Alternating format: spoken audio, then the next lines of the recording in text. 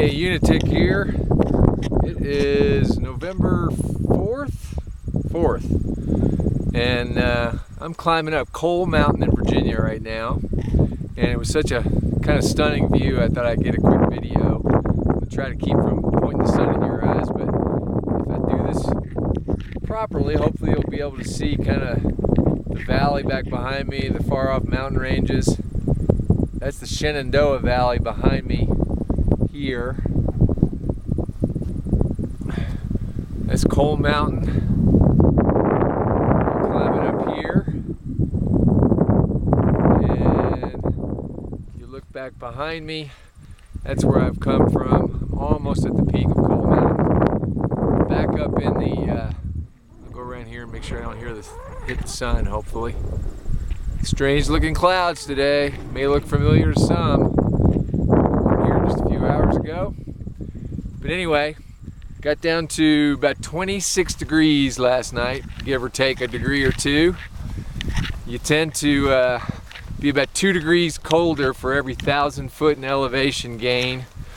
And I was up probably about 3,600 feet last night. Hit my first 4,000 foot mountain since, gosh, I guess New Hampshire. A couple of them came really close to 4,000 foot in Vermont, Killington, but I didn't go over the summit on the AT. But anyway, mountain's big enough to really get your attention and change the weather. And yesterday was a mountain called the Priest, 3,100 feet of climbing in about 3.5 miles. It was the first day like that I've had probably since New Hampshire, of having 3,000 foot plus straight on climb. Took me about 2.5 hours to do that. It's probably close to a vertical mile of climbing again, all told, yesterday, because we're going up and down here in Virginia. Just met this really great family a minute ago and had a good discussion about Lyme disease.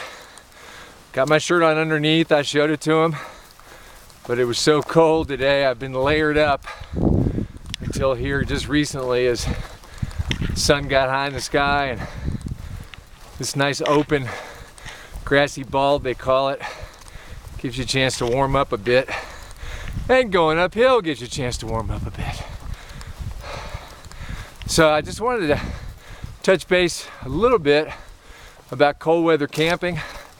I'm going to stop here because it's going to get steep in a minute. I'll let you see. This is what passes for a blaze on a tree in these open meadows. That 2-inch by 6-inch white marker is the sign of the Appalachian Trail. Been following those for almost 1,400 miles now. And they'll put these in the open meadows and sometimes do piles of rocks, cairns, to mark the trail for you. And that's the rest of my climb up behind me. Yeah, last night got about as cold as I've experienced in a hammock so far, down the mid-20s. Got a little bit chilly on my feet. My friend Bob and Patty Hardy are going to send me my down booties, and so I can have some booty in the hammock. Sorry, I couldn't pass that up. And but they do keep your feet warm, and your feet and your head are kind of key in your rear end, because a hammock, you know, you get convective cooling really easy in a hammock, where the wind can come along the bottom fabric where you're pushed up against it and suck the heat right out of you. I have something called an under quilt. That's a down quilt that's suspended on shock cord underneath the hammock, so it acts as the bottom of a sleeping bag, but the down doesn't get compressed by the weight of your body that way, and that way its insulation comes to full effect. And I have a down top quilt, kind of like a comforter, that goes on top of me and wraps me up like a sleeping bag. And I wear a balaclava at night, kind of full face up to my nose. Only thing sticking out are my eyes, and that tends to keep me pretty toasty. So looking forward to getting those down booties, because I think it's supposed to be about the same temperature tonight. My water all froze last night, and Winter hiking gets to be more of a challenge because all the everyday things you take for granted get harder, like getting water. Cooking takes more fuel because the water's colder. The fuel's not as efficient. When I use a denatured alcohol stove, it looks like a soda can, except it's a smaller one. It's made out of an energy drink can, I believe. And denatured alcohol like you'd use in a warmer at a buffet. But that stuff doesn't burn as efficiently when it's cold or when you're high, or a combination of both. High in the mountains, that is. I'm clean and sober, I promise you. And it takes more fuel to cook with, so I got to carry more fuel. I've got to make sure I camp near water sources because I have to get the water in the morning. I can't keep it overnight as easily and carry it with me because it'll freeze.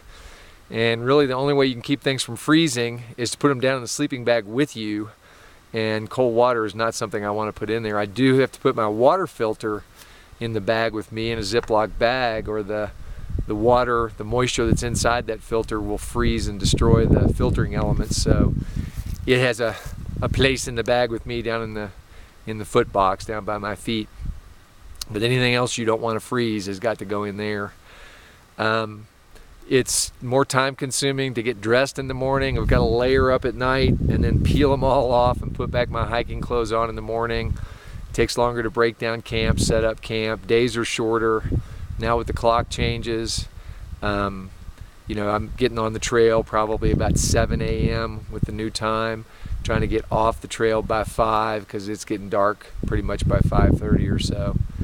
And long nights, usually at least 10 hours in the hammock, probably longer coming up. So it's a challenge. I'm getting a little bit tired. I'm in good shape physically. Most of the time I'm hiking pretty strong, but I won't pretend that this isn't fatiguing me. 1,400 miles and going on 4 months is a long way. The mountains get a little harder and the uphills take a little more out of you.